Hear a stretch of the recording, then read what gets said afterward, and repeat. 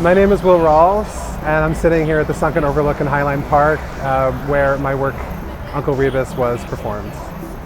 Uncle Remus is a performance for 3 dancers who spend the entirety of the performance manipulating a set of letters that have been printed on plexiglass. What they do is they spell out a reduced version of Brer Rabbit Tales that I worked through and read through different versions of and selected sentences from that they would spell out in a sequence. It takes about 5 minutes to spell a sentence letter by letter if you're piecing that together by hand. I selected a sound score, which was meant to be a kind of immersive sensorial presence for the work, which would help kind of enclose the audience in a sense of intimacy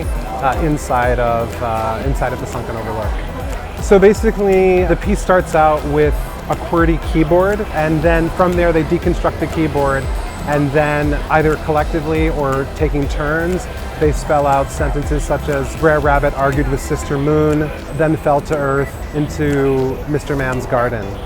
And as the story unfolds very slowly, what happens is that the audience gets to watch sentences kind of come together and then fall apart. I was interested in slowing language down and really getting to a sense of how it feels collectively as a public to really watch an idea come into being.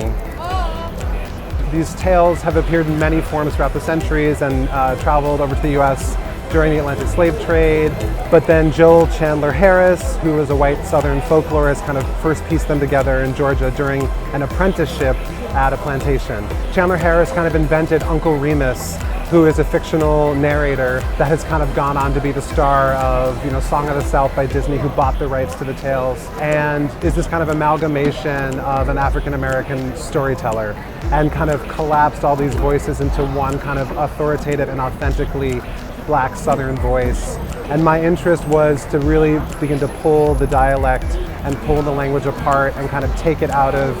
Chandler Harris's hands and put it back into the hands of Black performers and think through their relationship to this long history of a kind of